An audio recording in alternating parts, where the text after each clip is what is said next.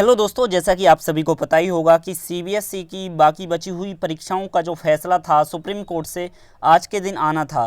ठीक है, तो हम इसके बारे में ही आज डिस्कस करेंगे कि सुप्रीम कोर्ट ने आखिरकार किस प्रकार का निर्णय लिया है अब।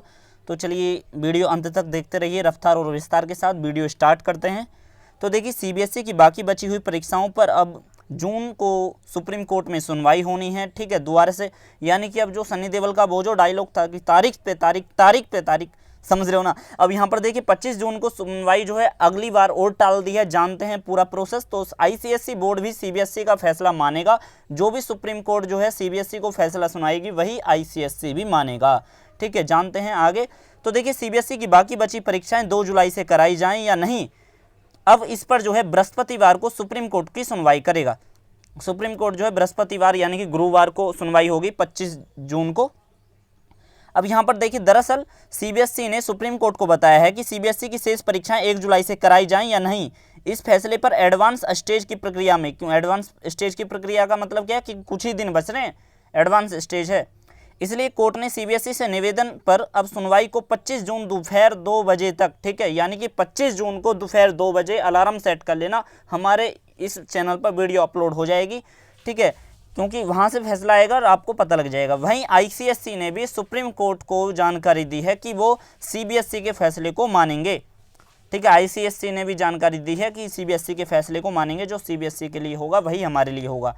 न्यायमूर्ति एएम खानविलकर, न्यायमूर्ति दिनेश महेश्वरी और न्यायमूर्ति संजीव खन्ना की खंडपीठ ने फैसला बताया है कि मानव संसाधन मंत्रालय, देखिए मानव संसाधन मंत्रालय, अब जीएस की तरफ बात करते हैं, यानी कि जीके की क्वेश्चनों की तरफ। आपको भाई इस वीडियो के माध्यम से कुछ जीके की नॉलेज हो जाएगी। देखिए, मानव संसाधन मंत्रालय का मतलब है शिक्षा मंत्रालय, और इसके मंत्री कौन है हमारे, रमेश पोखरियाल निशंक।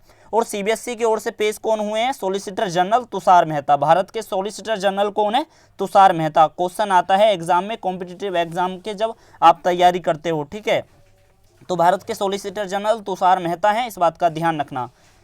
जो सॉलिसिटर जनरल, देखिए दोस्तों, जब काम आते हैं, जब सरकार का या कोर्ट का जब आपस में झगड़ा हो जाता है, जैसे कि अब डिसीजन है सीबीएसई सरकार का है और कोर्ट का मामला चल रहा है, तो सॉलिसिटर जनरल बीच में आते हैं। ठीक है, तो देखिए, अनुरोध पर सुनवाई के लिए बृहस्पतिवार दोपहर 2 बजे के लिए स्थगित कर दिया, यानी कि रिक्वेस्ट करिए। किन किन लोगों ने, मानव संसाधन मंत्रालय, रमेश पोखरियाल निशंक जी ने भी, और सीबीएसई की ओर से जो पेश हुए हैं सॉलिसिटर जनरल हमारे तुषार मेहता जी ने, और बृहस्पतिवार को इन सभी ने सुनवाई के लिए स्थगित करवा दी और सुप्रीम कोर्ट ने सुनवाई स्थगित कर दी, आगे के लिए पोस्टपोन कर दी है।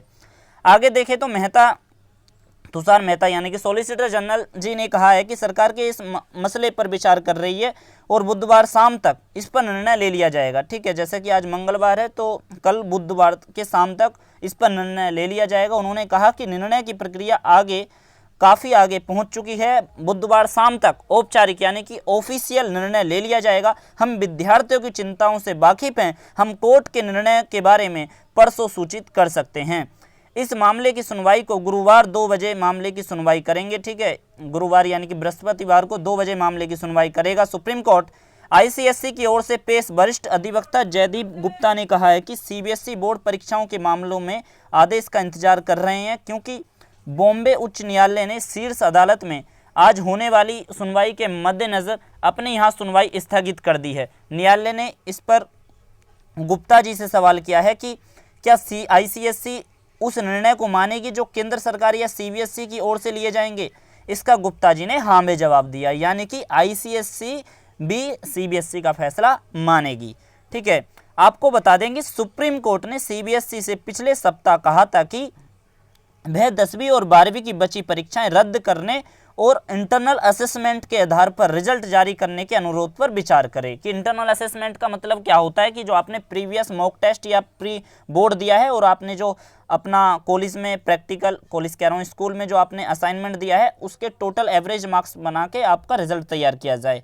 कोर्ट ने सीबीएसई को इसके लिए मंगलवार यानी आज 23 जून तक का फैसला दिया था कि 23 जून को हमारी सुनवाई होगी अगली, और 23 जून से आज फिर फैसला टाल दिया है 25 जून बृहस्पतिवार को। ठीक है, तो लास्ट फैसला 25 हमारा जून को आने वाला है। आप सभी इंतजार करें, इस चीज़ पल का डिसीजन जो है आपके हित में आने वाला है, इस बात का ध्यान रहे।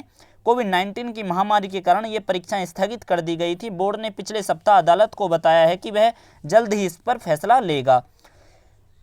कुछ पेरेंट्सों के एक समूह ने 10वीं और 12वीं की कक्षा की बाकी परीक्षाएं 1 जुलाई से लेकर 15 जुलाई तक आयोजित करने की अधिसूचना को रद्द करने को लेकर याचिका दाखिल की थी सुप्रीम कोर्ट में। छात्रों को इंटरनल मूल्यांकन यानी कि इंटरनल असेसमेंट या व्यवहारिक परीक्षा जो होती हैं मॉक टेस्ट या प्री बोर्ड के लिए दिए गए अंकों के आधार पर अंक प्रदान करने के लिए निर्देश देने का अनुरोध किया था उन पेरेंट्सों ने। महाराष्ट्र, दिल्ली और उड़ीसा की सरकारों ने भी मानव संसाधन विकास मंत्रालय से ऐसा ही अनुरोध किया है, क्योंकि भाई मानव संसाधन विकास मंत्रालय जो है वो सेंट्रल लेवल का है और ये स्टेट हैं हमारे और यूनियन टेरिटरीज हैं और वह अपना डिसीजन नहीं ले सकते जब सेंट्रल गवर्नमेंट के अंदर में आता है, क्योंकि सीबीएसई और आईसीएसई, ठीक है। इसलिए हमारा जो एमएचआरडी मिनिस्ट्री है यानी कि मानव संसाधन विकास मंत्रालय, वहाँ से ऑर्डर आना बहुत जरूरी है। पेरेंट्सों ने याचिका में कहा है कि कोरोना वायरस के बढ़ रहे मामलों के बीच परीक्षाओं में बैठने पर छात्रों को संक्रमित होने का खतरा रहेगा। बताया जा रहा है कि अगर सीबीएसई 10वीं 12वीं की शेष परीक्षाएं रद्द करता है तो इंटरनल असेसमेंट के आधार पर स्टूडेंटों को ग्रेड दिए जा सकते हैं, जैसे कि मैंने पहले आपको बता दिया है। यह ग्रेडिंग सिस्टम पूरे देश में लागू होगा। ऐसे नहीं कि भाई हम जो है पर्टिकुलर दिल्ली के अंदर ही एक ग्रेडिंग सिस्टम लागू करेंगे, सभी में होगा, क्योंकि भाई कभी किसी के नंबर तो ज़्यादा हो जाएंगे, किसी के कम, इसलिए जो है सभी को समान रूप से नंबर दिए जाएंगे। इसलिए ग्रेडिंग सिस्टम समान इक्वल रूप से लागू होगा। ग्रेड देते समय उन पेपरों में स्टूडेंटों का प्रदर्शन देखा जा सकता है जो हो चुके हैं, ठीक है, ग्रेड जब देंगे उसके एवरेज के हिसाब से। तो दोस्तों हम इस चैनल पर वीडियो आईसीएसई और सीबीएसई अपडेट रिलेटेड वीडियो लाते रहते हैं, इसलिए आपने हमारे इस चैनल को सब्सक्राइब नहीं करा है तो इसे सब्सक्राइब कर दीजिए। यदि वीडियो थोड़ी सी भी इन्फॉर्मेटिव लगी है तो वीडियो को शेयर करना ना भूलें। वीडियो को एक ज़रूर लाइक कर देना, क्योंकि दोस्तों आपके एक लाइक से मेरे अंदर और ऐसी वीडियो बनाने का मोटिवेशन मिलता है। तो तब तक के लिए दीजिए मुझे इजाज़त। हम मिलते हैं किसी नेक्स्ट वीडियो में। जय हिंद, जय भारत।